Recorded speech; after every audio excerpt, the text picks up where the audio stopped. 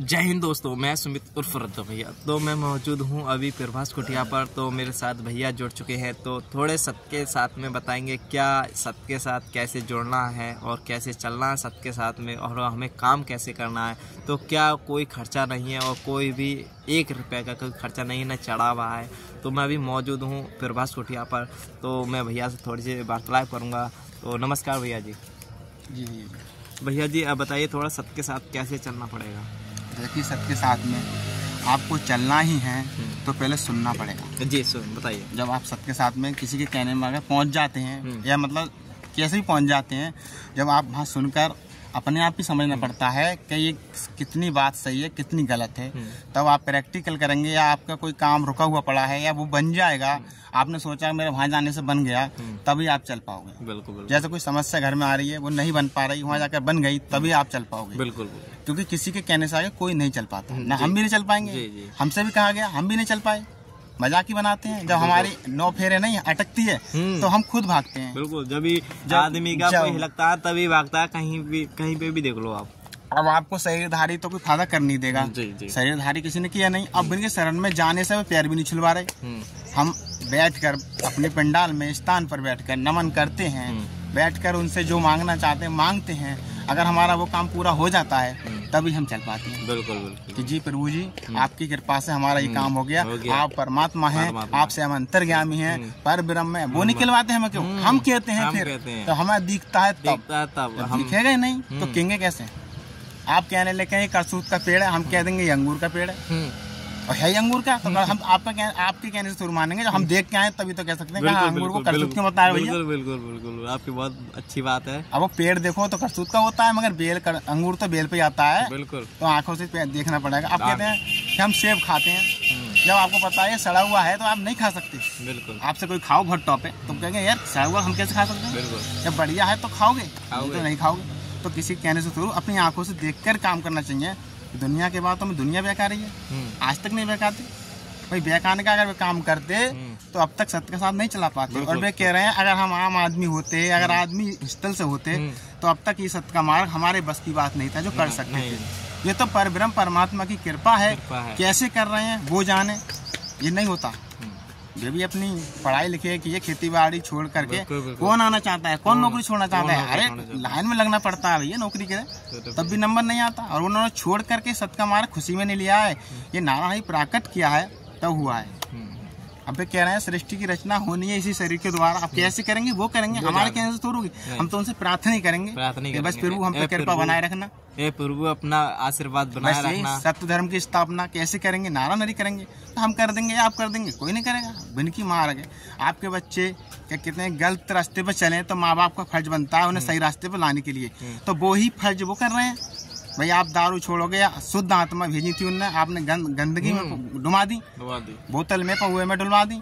अब वो गंदी हो गई, अब उन्हें शुद्धता लाना है आपके लिए, आपकी बस की बात तो है नहीं। उसे परमात्मा ही छुटा रहे हैं। उनके शरण में जाओगे तो वो छूट जाएंगी, आपकी आत्मा शुद्ध बन जाएंगी।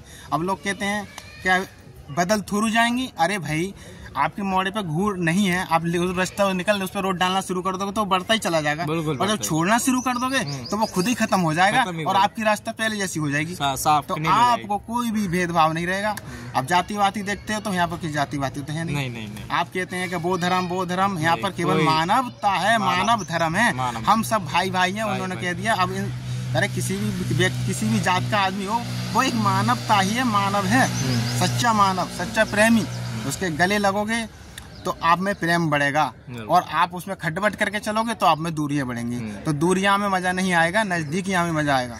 तो इसलिए भैया जिस किसी को रहना है मिलजुल के रहो, अपने घर परिवार को देखो, दुनिया को मत देखो। दुनिया तो कहती रहती है कमाने पे गौर दो, खेती बाड़ी में गौर दो, नौकरी पे गौर दो, और समय निकाल कर अगर आपके पास है तो सत्य का साथ जरूर करें। क्योंकि आज के परमात्मा नारायण साकार हरि हैं, इसलिए कल तो हमने देखा नहीं, आज को भी हम छोड़ देंगे तो पता है हमारा अतीत तो चला गया और भविष्य चला गया तो वर्तमान खराब अपने आप हो जाएगा। तो फिर हमें बचाने वाला कोई नहीं है। इसलिए भव सागर से पार होना है तो नारायण हरि की शरण में आना ही पड़ेगा।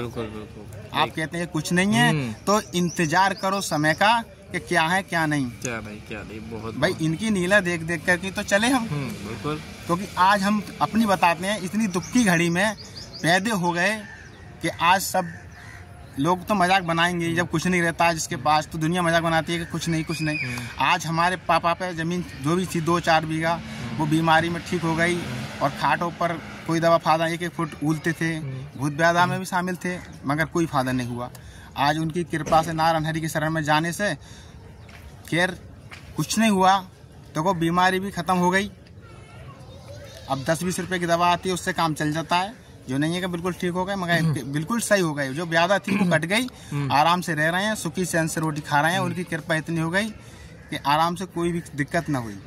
कुछ लोग कहते हैं कि ये साधारण से आदमी हैं। कुछ लोग बोलते हैं तो कहते हैं कि भगवान जैसे कैसे हो सकते हैं। आप तो देखा, आप गए सामने से, ठीक है, आपने बैठकर मंच पर बैठे, तो आप गए बोले ये तो कोट पैंट पहन रहे हैं, ये तो बाबा हमारे जैसे ही हैं, इनमें कुछ नहीं है। तो इन्होंने जातिगण बोलते हैं कि मेरे वस्त्रों को न देखें, वस्त्र आप भी पहन रहे हैं, मेरे वेशभूषा न देखें, क्योंकि वेशभूषा आपके पास भी है। इसलिए जो बोल रहा है उसको सुना जाए।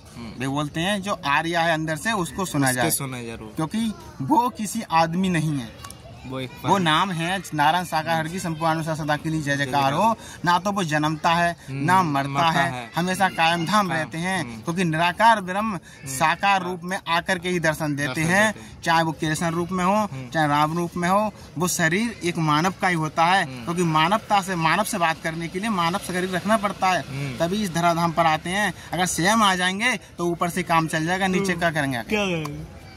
जब बच्चे नीचे हैं तो माँ बाप को भी नीचे आना पड़ता है। बिल्कुल। अब माँ बाप को कहते हैं वो नहीं, अरे भाई इसलिए आए हैं कि हमारे बच्चे बिगड़ रहे हैं, तो सुधारेंगे नहीं।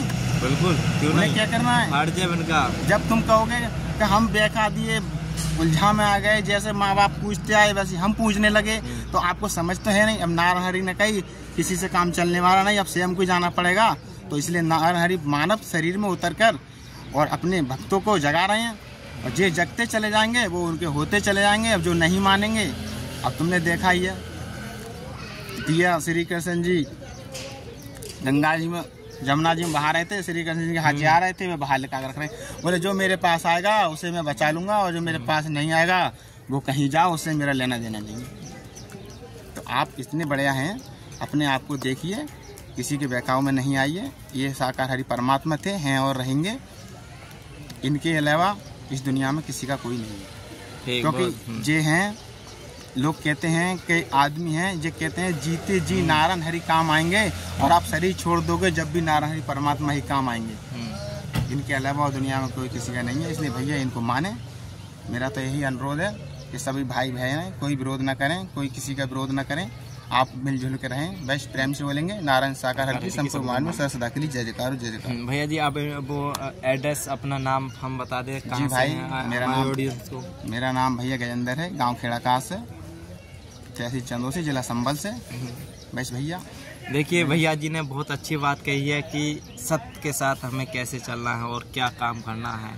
तो आपने सोचा समझा, भाई इस वीडियो को ज़्यादा से ज़्यादा शेयर करें और कमेंट बॉक्स में अपनी राय जरूर दें, तो कैसे हमें सत्य के साथ काम करना है और सत्य के साथ कैसे चलना है। एक बार आंखों से जरूर देखें, और उसके बाद एक बार आप सोचें और समझें, देखें क्या है क्या नहीं, फिर आप सत्य के साथ जुड़ें।